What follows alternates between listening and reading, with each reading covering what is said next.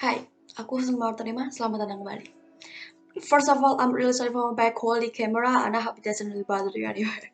So, salah satu hal yang aku lakuin untuk mengisi waktu luang adalah membaca. Karena dengan membaca ya, you will find others perspective against yours gitu. Dan mungkin itu yang aku butuhin untuk lebih berpikiran terbuka dengan tidak melihat sesuatu hanya dari satu sisi saja.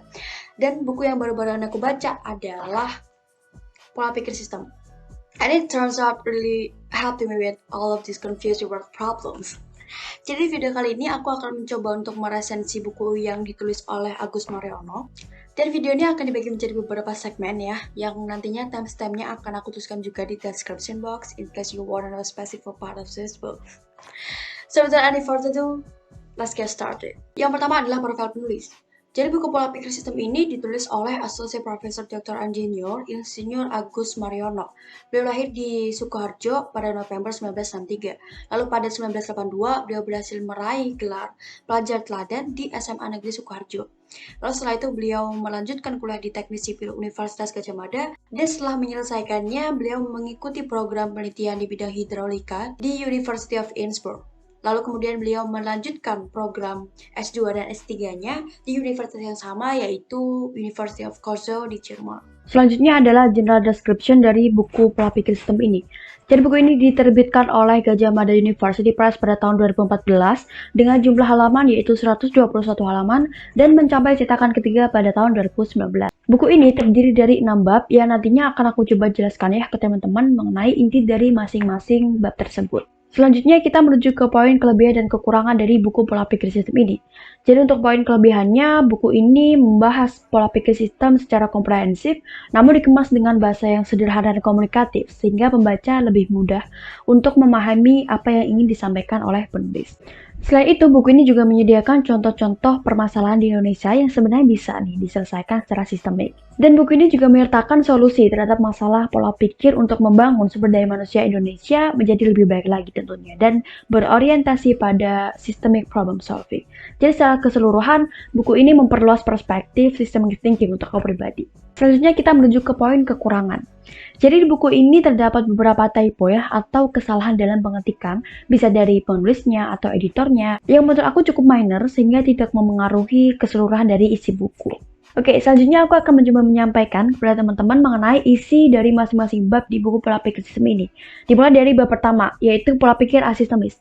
Nah, yang perlu teman-teman ketahui adalah bahwa sistem terdiri dari beberapa elemen atau komponen sistem yang juga kita bisa menyebutnya sebagai subsistem yang juga disusun atas sub-subsistem lanjutan yang lebih kecil lagi. Jadi apabila kita berbicara mengenai sistem, maka kita berbicara tentang kompleksitas.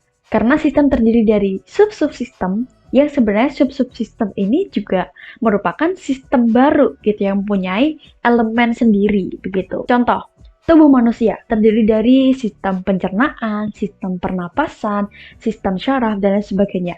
Sistem pencernaan pada manusia mempunyai elemen atau komponen sistem, yaitu ada mulut, ada kerongkongan, lambung, usus halus, usus besar, dan saluran pembuangan. Di mana mulut sendiri ini mempunyai sub-subsistem juga, gitu. Jadi mulut ini terdiri dari gigi, lidah, lalu ada rongga mulut, dan lain sebagainya. Lalu, elemen atau subsistem dari sistem mulut yang salah satunya adalah gigi juga terdiri dari sub-subsistem lanjutan. Ada imel gigi, akar, syaraf, dan lain sebagainya.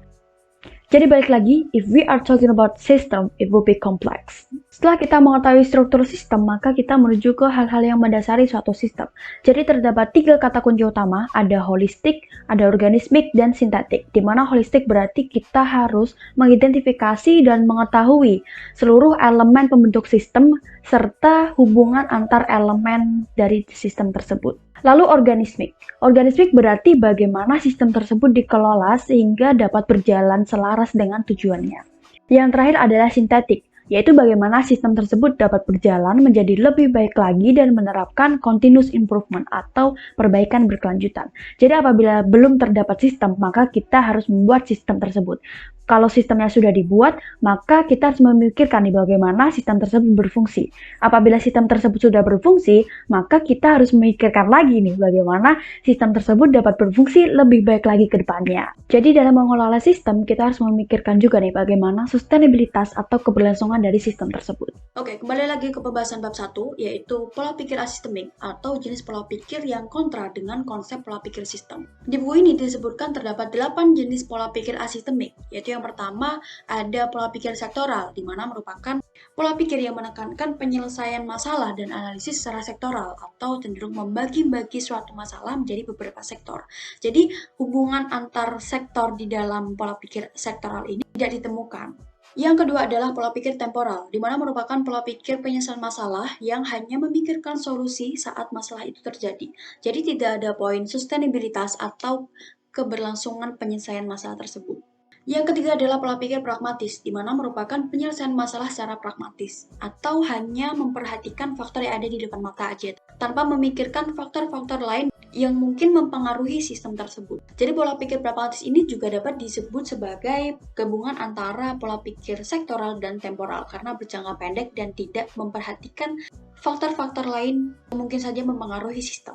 Yang keempat adalah pola pikir insidental atau pola pikir penyelesaian masalah yang hanya didasarkan oleh kejadian tertentu. Jadi tidak diruntut dari akar permasalahannya, sehingga tidak diketahui juga hubungan antar masalah satu dan masalah lain. Selanjutnya yang kelima adalah pola pikir tekstual, di mana penyelesaian masalah hanya didasarkan oleh teks saja atau dokumen-dokumen yang ada. Gitu. Jadi pola pikir tekstual ini cenderung terbatas dengan inovasi dan kreasi, atau juga bisa disebut dengan tidak sintetik ya, karena hanya didasarkan dengan teoritis saja, tanpa memperhatikan kondisi-kondisi faktual yang mungkin belum terdapat di teori atau dokumen formal tersebut.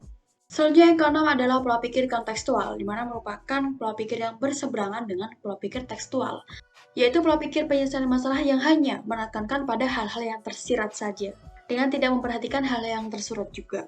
Yang ketujuh adalah pola pikir parsial, atau disebut juga dengan pola pikir atomistik, yang serupa dengan pola pikir sektoral, di mana hanya menyelesaikan masalah secara sepotong-potong dan tidak sepenuhnya. Begitu. Jadi, di dalam pola pikir parsial ini tidak menghasilkan penyelesaian masalah secara komprehensif.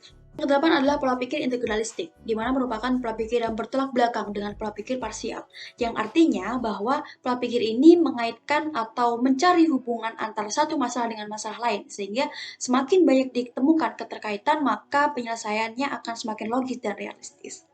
Namun pola pikir integralistik masih disebut dengan pola pikir asistemik karena tidak terdapat sifat sustainable dalam pola pikir integralistik ini. Sedangkan dalam pola pikir sistem dibutuhkan dukungan dari organismik dan sintetik sehingga dapat menyelesaikan masalah secara komprehensif dan berkelanjutan.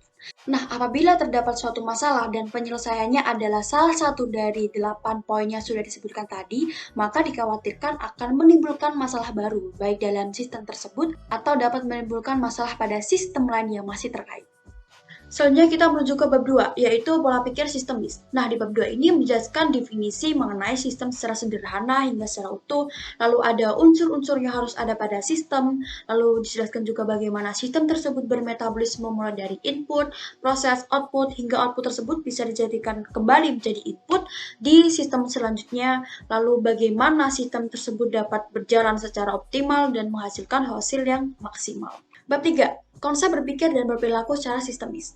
Di dalam bab ini dijelaskan bahwa sistem berjalan dalam suatu keseimbangan atau disebut sebagai zero-sum game. Nah, yang dimaksud dari keseimbangan di sini adalah hubungan mutualisme di setiap interaksi dan metabolisme sistem tersebut, sehingga tidak ada yang dirugikan saat sistem tersebut berjalan. Bab ini juga menjelaskan mengenai kapasitas atau daya dukung sistem, di mana suatu sistem memiliki kapasitas sendiri sehingga tidak bisa sembarangan dieksploitasi. Kalau misalkan kita mau menambah kapasitasnya, di sini juga dijelaskan nih bagaimana mengembangkan dan mengoptimalisasi kapasitas sistem. Selain itu juga dijelaskan mengenai sampah atau residu sistem. Jadi suatu sistem menghasilkan output berupa yang terpakai dan yang tidak terpakai. Nah, tidak terpakai ini disebut sebagai residu sistem.